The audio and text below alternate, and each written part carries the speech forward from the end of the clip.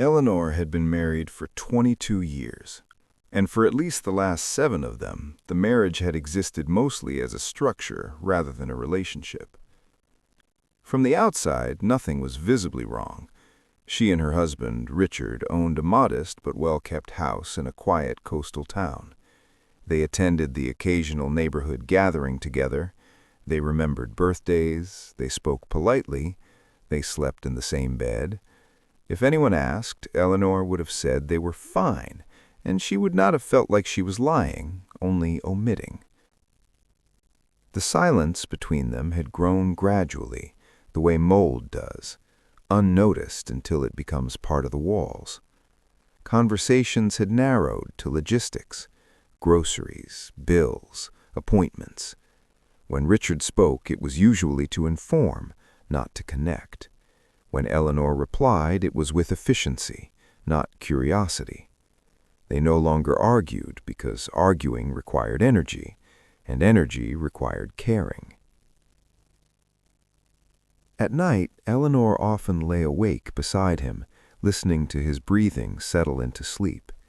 She would stare at the ceiling, counting the cracks she had memorized over the years, and wonder at what point loneliness became less painful than disappointment. She couldn't remember the last time he had touched her with intention rather than habit. Physical intimacy hadn't ended dramatically, it had simply faded, quietly, like a radio turned down so slowly no one noticed when it went silent. She told herself this was what adulthood looked like: stability, endurance, compromise stretched thin. Divorce had crossed her mind, of course, but the idea felt heavy, almost irresponsible. Their lives were too intertwined, their history too long. Friends who had left marriages spoke of liberation, but Eleanor suspected they edited the story when telling it aloud. She feared being alone more than she feared being unseen. And so she stayed. What unsettled her most was not the lack of passion, but the absence of being missed. If she came home late, Richard rarely asked why. If she left the room, he did not look up. It was as if her presence had become a constant, reliable, unremarkable, replaceable by routine. Some evenings, Eleanor would stand in the bathroom mirror longer than necessary, studying her face with the detached curiosity of a stranger. The lines at the corners of her eyes were deeper now. Her body had changed in ways she did not resent, but no longer recognized as desirable to anyone else. She wasn't afraid of aging, she was afraid of disappearing while still alive. She did not want to betray her husband, she told herself that often, but she also did not want to die having been faithful only to a version of herself that no longer existed. By the time she met Caleb, Eleanor had already crossed an invisible threshold, not into infidelity, but into readiness. Readiness to feel something again. Readiness to risk discomfort for the sake of honesty with herself. Readiness to accept that morality was easier to maintain when nothing was at stake. She did not yet know his name. She only knew that something inside her had begun to ache, not for escape, but for recognition. And that was where everything truly began. Eleanor first saw him on a Wednesday afternoon that felt indistinguishable from every other Wednesday she could remember. The library was quiet in the way it often was after lunch, not empty, but hushed, as if the building itself were holding its breath. Dust floated lazily in the slanted light coming through the tall windows. Eleanor sat behind the front desk, stamping return dates with mechanical precision, her mind half elsewhere, rehearsing the evening ahead. Dinner with Richard, a muted conversation, the television filling the spaces neither of them tried to reach across anymore. Then the door opened. She did not look up immediately. There was nothing about the sound that suggested importance, but something, an instinct she hadn't used in years, made her lift her head a moment later. He stood just inside the entrance, scanning the room as if orienting himself.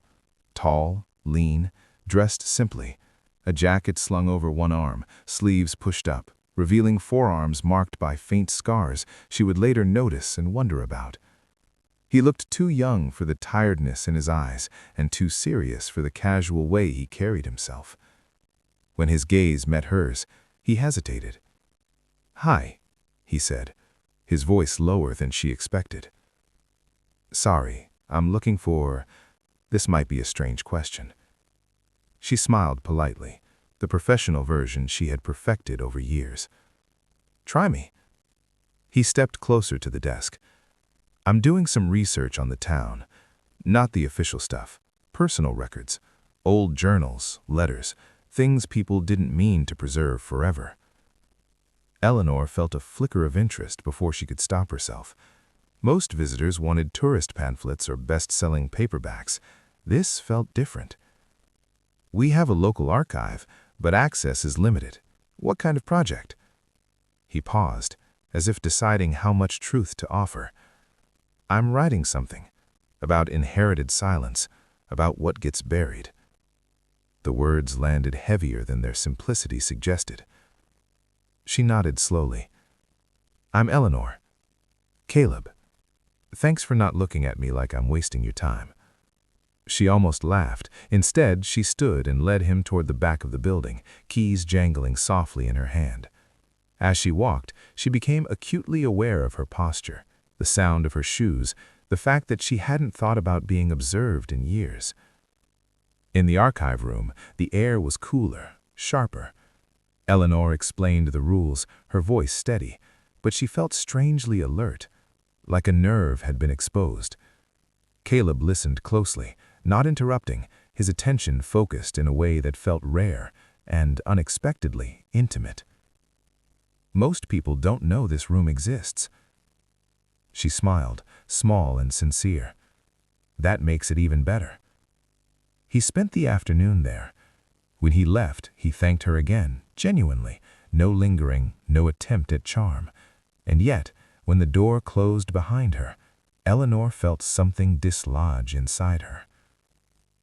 That night, at dinner, Richard talked about a minor issue at work. Eleanor nodded at the appropriate moments, her fork moving food she barely tasted. She did not mention Caleb. She did not need to. What unsettled her wasn't the encounter itself. It was how easily it had slipped into her thoughts, how it replayed without invitation. She told herself it was nothing. But the next morning, she found herself wondering if he would come back. And when he did, 2 days later, asking a follow-up question he could easily have answered on his own, she recognized the feeling, with a clarity that made her chest tighten. It wasn't attraction yet. It was anticipation. And for Eleanor, that alone felt dangerous. Caleb began coming to the library regularly, though never on a predictable schedule. Some days he arrived mid-morning, coffee in hand, nodding to Eleanor as if they shared a quiet understanding. Other times he appeared near closing, apologetic, asking if he had missed the archive hours. She always found a way to say yes. Their conversations deepened without either of them naming it. He would ask questions that went beyond research, about the town, about why she stayed when so many people left. Eleanor answered with measured honesty, offering pieces of herself she usually kept neatly folded away. She noticed that with him, she did not feel the need to edit every thought before speaking. One afternoon, while she was helping him sort through a box of donated journals, Caleb found an old notebook filled with unsent letters. He handled it carefully, as if it might bruise. "Do you ever wonder," he asked quietly, "how many lives get lived without witnesses?"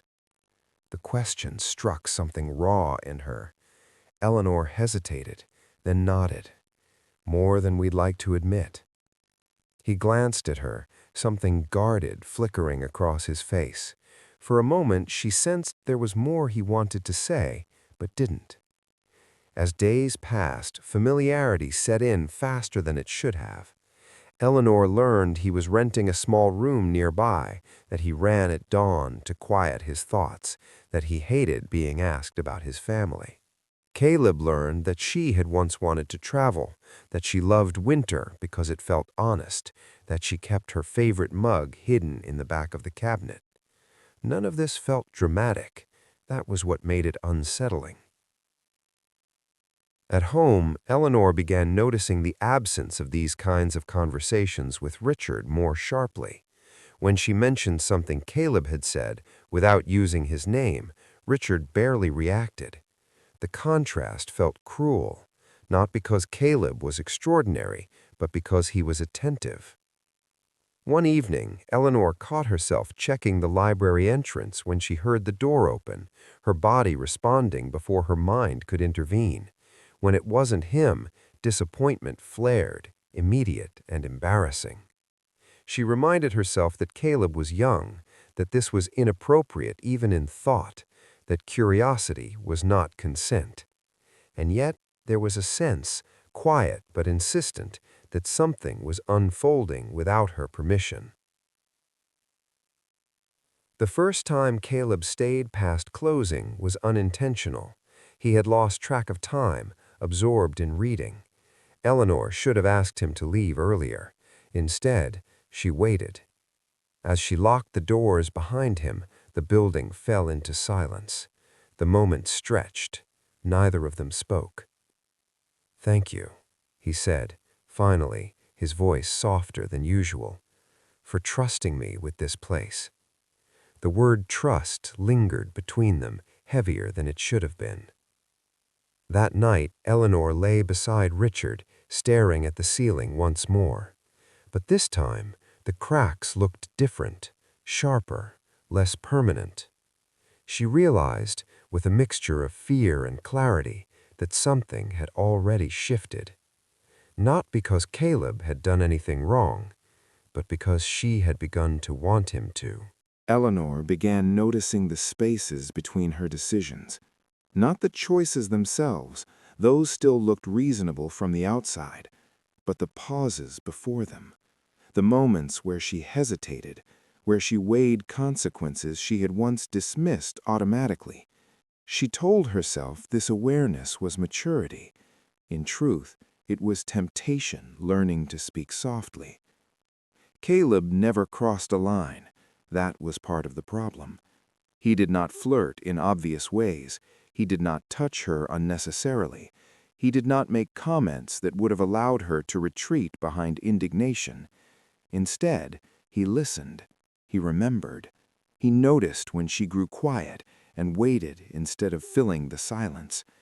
That patience unsettled her more than any boldness would have. One evening, as she was closing up, he asked if she ever felt trapped by the expectations attached to her name. The question was casual in tone, but she felt its weight immediately. Eleanor almost deflected, almost gave a safe answer. Instead, she surprised herself. "I think," she said slowly, "I've been living a life that made sense to everyone else for a very long time." Caleb did not respond right away. When he did, his voice was careful. "That's a heavy thing to carry alone." The word alone echoed. Eleanor felt her chest tighten, not with sadness, but with recognition. It had been years since anyone had framed her experience as something that mattered. At home, Richard noticed her distraction for the first time. "You're quiet lately," he said one night. Not accusing, just observant. "I'm tired," she replied, and hated how easily the lie formed. Later, lying awake, Eleanor catalogued her guilt. She had not touched Caleb, had not kissed him, had not confessed anything, and yet she knew she was already holding something back from her husband, something alive, something that did not belong to the marriage they had built. Caleb, meanwhile, began to reveal small fractures in his own story. He spoke of his childhood in fragments, never in sequence, a mother who left, a father who hardened afterward, rooms filled with silence instead of conflict. He joked about it sometimes, but the humor never reached his eyes. "I learned early not to need too much," he said once, almost casually. "It makes people uncomfortable." Eleanor felt a pull she recognized with shame, the desire to be the exception, to be the one person someone trusted enough to stay. That night, she stood in the kitchen long after dinner, staring at her phone. Caleb's number was saved under his name. She had no reason to text him, no excuse. She didn't, but the restraint felt less like virtue and more like delay. By the end of the week, Eleanor understood something that terrified her. The danger was no longer hypothetical. It was not about what might happen. It was about what she had begun to want to happen. And wanting, she knew, was the one thing she could no longer pretend was harmless. The first boundary Eleanor crossed did not announce itself as a betrayal. It arrived quietly, wrapped in reason. Caleb had asked if she wanted to get coffee, outside the library, in daylight, as a thank you, he said, for her help with the archives. The request was reasonable enough that refusing it would have felt deliberate, even suspicious. Eleanor told herself that married people had coffee with acquaintances all the time, that context mattered, that intention mattered. Still, when she agreed, her hands trembled slightly as she put on her coat. They went to a small cafe near the harbor, the kind with mismatched chairs and chalkboard menus. They sat by the window. Eleanor noticed that she chose the seat across from him instead of beside him, and wondered what that said about her. Conversation flowed easily at first. Writing, books, the absurdities of small-town life. Then, gradually, it deepened. Caleb spoke about his mother in clearer terms than before, how she had left suddenly when he was 9, how there had been no explanation, only absence, how he had spent years believing it was his fault, something children do instinctively because blame feels more manageable than randomness. "I don't trust people who say they'll stay," he admitted, staring into his coffee. "But I also keep hoping someone will prove me wrong." Eleanor felt something inside her shift. Not desire, exactly. Responsibility. She wanted to reach across the table. She didn't. Instead, she said softly, "That wasn't your failure. It never was." Caleb looked up at her then, really looked, and for a moment the air between them felt charged, fragile. Eleanor realized she had just done something dangerous. She had offered herself as comfort in a way that was personal, intimate, and deeply felt. When they left the cafe, neither suggested touching, but when they stood outside, a gust of wind blowing off the water, Caleb instinctively stepped closer to shield her. His hand hovered near her arm, did not land. The restraint made it worse. That evening, Eleanor came home later than usual. Richard was already eating. He asked where she'd been. She told him she'd gone for coffee with someone from work, the truth arranged carefully. As she washed her cup at the sink, Eleanor realized something that unsettled her far more than guilt. She did not feel remorse yet. She felt alive.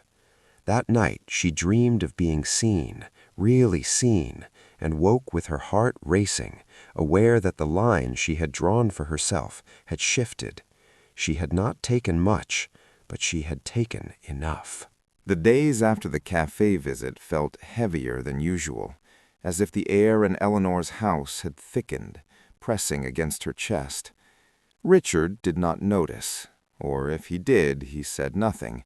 He rarely noticed much anymore.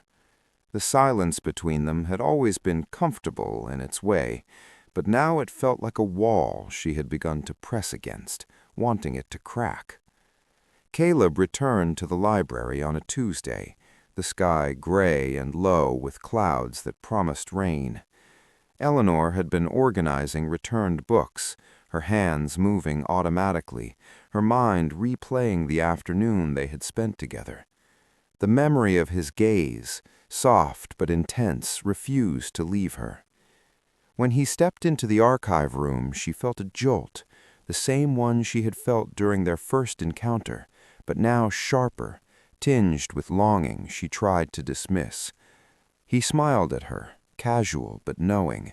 "I found another box you might want to see," he said, and she nodded, pretending composure. As they sorted through letters and journals together, Eleanor became aware of the small details that drew her in, the way he furrowed his brow when thinking, the quiet determination in the way he handled delicate papers, the occasional tremor in his voice when he spoke of loss. Each movement, each pause seemed charged with significance. Every time their hands brushed over the same page, her pulse quickened. They spoke little of personal matters now, yet the silence was not uncomfortable. It hummed with unspoken understanding, with emotions neither dared name aloud. Eleanor caught herself imagining scenarios she would never act upon, yet could not entirely stop herself from dwelling on them. By the time Caleb left, she felt drained and exhilarated simultaneously. She was aware of how much attention she had given to one person outside of her marriage, how much emotional energy had shifted from the life she had promised herself to the quiet thrill of being acknowledged and desired. That evening, Eleanor tried to immerse herself in domestic routines, in dinner with Richard, in laundry and planning. Yet each glance at the clock, each creak of the house, made her think of Caleb's calm, attentive presence. She recognized now that attraction was no longer hypothetical. It was a tangible force inside her, pulling her towards something forbidden, yet irresistible.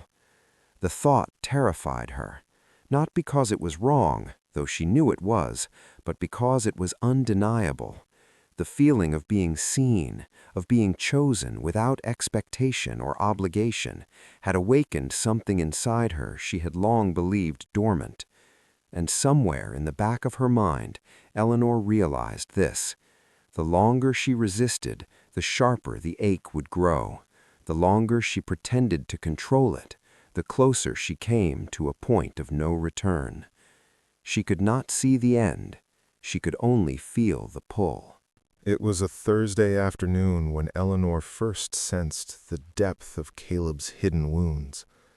They were in the archive, the room dim from late winter light filtered through the tall windows, dust motes dancing in the quiet. Eleanor had been rearranging a shelf of journals while Caleb leafed through a box of old letters, carefully, almost reverently. "Do you ever miss someone who was never really there?" he asked suddenly, his voice low, hesitant, as if saying it aloud might shatter him. Eleanor froze. She wasn't sure what he meant at first, but she felt the weight of the question settle over the room. She looked at him, noticing for the first time the tight line of his jaw, the way his fingers trembled slightly as they turned the pages. "My mother," he continued, without looking up. She left when I was 9. No explanation, no goodbye. Just gone." Eleanor felt her chest tighten. She wanted to reach across the table and say something comforting, something that might stop the loneliness she glimpsed in him, but she stopped herself. She had learned long ago that words could only do so much. "I'm sorry," she said softly. "It's fine," he replied quickly, almost defensively, though his voice cracked. I just sometimes think about how it shapes everything, how it makes you cautious, distrusting, afraid." Eleanor noticed how carefully he navigated the conversation, how much of himself he withheld, how much he feared showing vulnerability. It struck a chord in her, a mixture of empathy and fascination. She recognized the same cautiousness in herself, the carefully built walls, the fear of letting someone see what was truly there. "Caleb," she said, almost without thinking, "sometimes the things we can't control, they don't define us, but they do change us." He looked up then, really looked at her, and for a moment the guardedness slipped. His eyes were not searching, not skeptical. They were seeking. And Eleanor understood with a mixture of desire and fear that he was looking for someone who might stay despite knowing his brokenness. The silence that followed was heavy, intimate, almost dangerous. Neither spoke for many minutes. The only sound, the faint shuffle of paper and the distant hum of the library's heating system. Eleanor could feel her own pulse in her throat. She realized something she had been avoiding. She wanted to be that person for him. She wanted to touch, to comfort, to offer what she had never dared to allow anyone to receive from her. By the time Caleb left that day, Eleanor felt both exhilarated and terrified. She was aware, as always, of her life waiting at home, Richard, the house, the routines. But now they felt suffocating, like a life that had already decided she was not allowed to feel alive again. And she understood, fully, that whatever was starting between them could no longer be confined to safe spaces or polite interactions. There was a momentum now, an invisible current pulling them towards something neither of them could stop. That night, Eleanor lay awake beside Richard, pretending to read the lines of the ceiling cracks, as she often did. But her mind kept returning to Caleb, his eyes, the tremor in his voice, the vulnerability he allowed her to witness.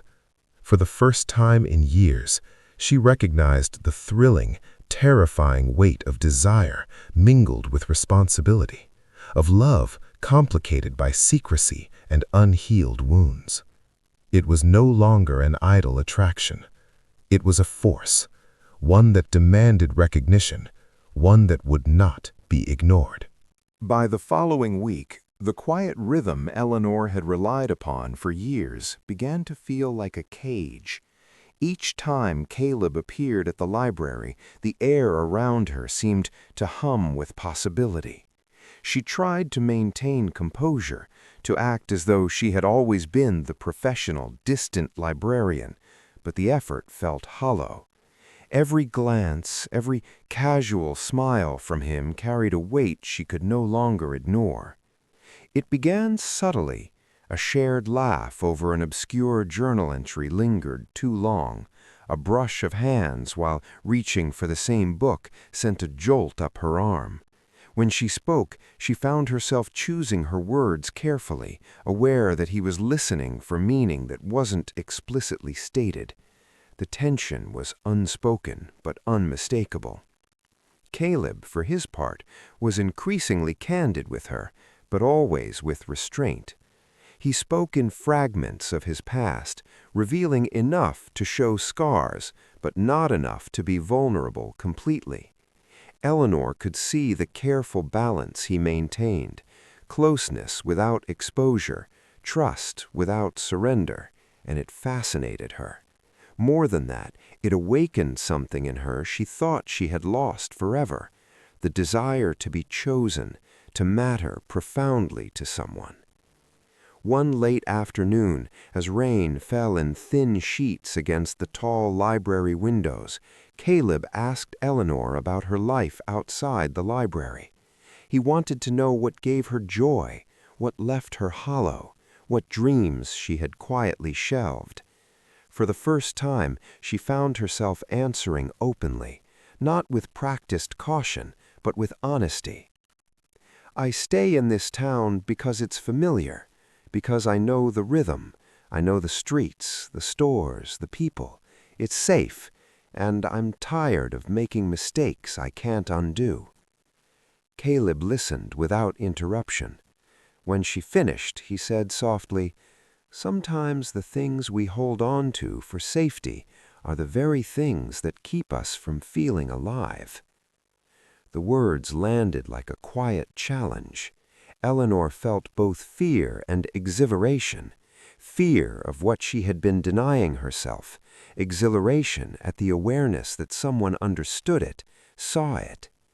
After that conversation, the moments between them grew charged in ways neither could fully name.